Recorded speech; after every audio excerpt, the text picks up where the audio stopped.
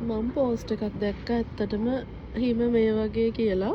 මම ඇත්තටම බලලා නැහැ මේ හිම ඒ වගේද කියලා. අර ඉමෝජි එකක් තියෙන්නේ හිමවල.